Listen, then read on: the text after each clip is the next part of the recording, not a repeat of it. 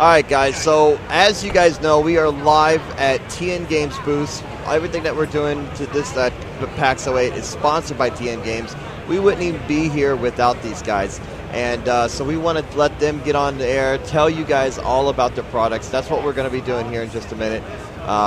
And so we're going to be going live on the floor right now. We've got JR that's going to be talking to Mike from TN Games, and he's going to tell you all about their vest, as I can't really do properly. So we're going to be doing that right now. So we're going to shoot over to the showroom floor right now to JR. So JR, what's going on out there, man? Here live covering PAX09 still on JR. We're standing here with Mark Ombrellaro. He's the inventor, right? Yeah. Of the vest that TN Games covers. Can you tell us a little bit about the vest? Sure. The vest is basically a wearable device or interface device for PC gaming right now.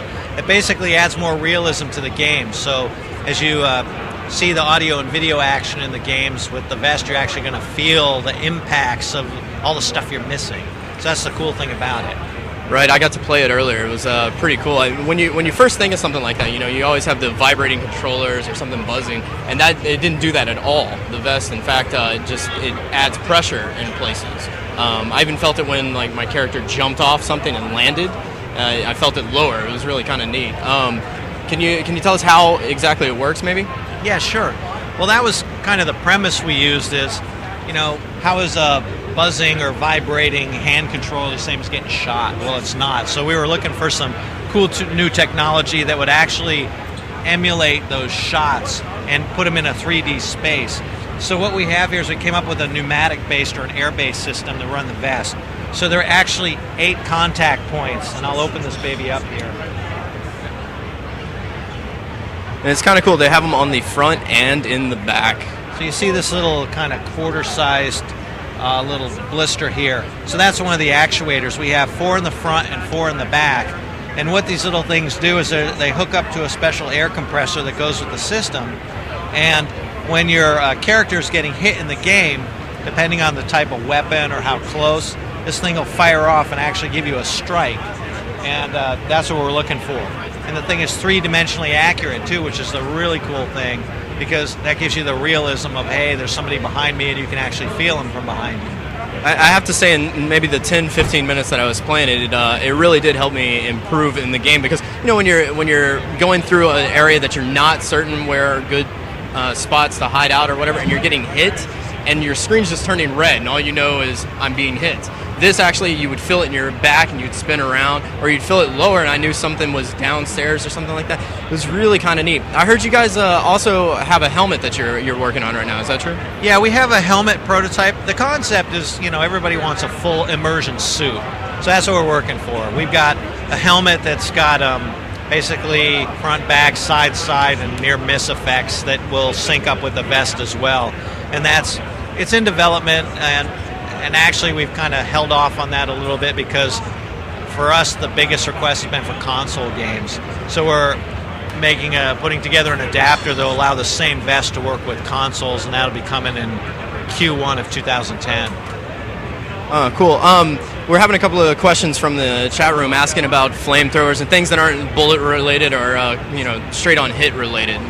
Yeah, for contact stuff is what we're really looking for. I mean, we can't do thermal changes like burns or cold. That'll put it a little out of the consumer price point. That'd be a little scary. Yeah, but we can do like kicks and punches and jumps and anything where you feel like a ground attack, ground tap, or a light touch type of effect we can do with the vest. Well, when I was playing, I noticed that there was a big difference from being hit by a grenade or an explosion and being shot. Like one of the grenade launchers exploded near me, and every single one of them went off. So it told me that was an explosion, but it wasn't like being shot. That it was very specific.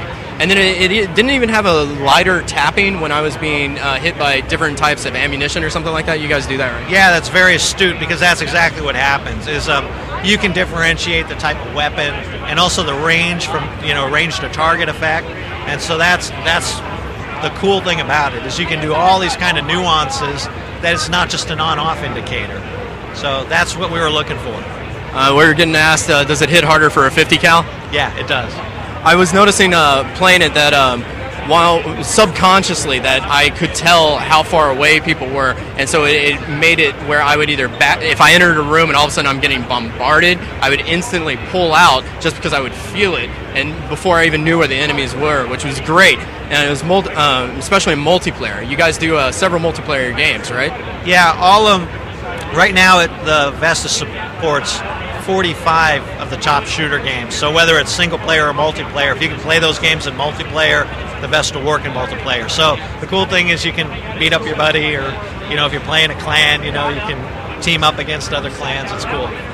So it's mainly an FPS Vest, is that correct, or are you trying to do more than just first-person shooters with it? Yeah, we're really focused on shooter games, but we also support World of Warcraft, so we can do kind of a special effects for that type of genre of game as well. So like the Fable series and World of Warcraft, so we can do magic spell effects. We gave kind of a character spin, if you will, our own little signature to that. So if you cast one spell versus another. We also have technology for driving games, so G-forces for racing. You could still use the same vest. It's just we spent more time focusing on coding specifically for shooter games because people understand, hey, I get shot and I feel it. That makes more sense. That sounds awesome. I'm a huge FPS, but I love consoles. Are you console gaming? Are you focused on console? I mean, you mentioned that you were. How far away are we looking? Our original plan was to have it to market for the fourth quarter of 2009, but we're still working on the technology, so we pushed that a quarter. So it will be out. I mean, we've got the actual hardware. It's just getting the manufacturing piece of it nailed down. That sounds really exciting. Would you like to check out some of the guys playing it? Sure. Let's go over here.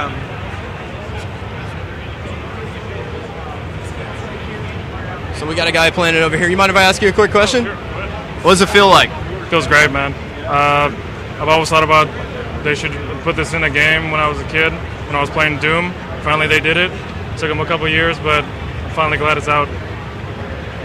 Yeah, it's pretty neat. I was playing it the other day. Are you finding that subconsciously that your game's changing just because you can tell 3D environment what direction you're being hit from?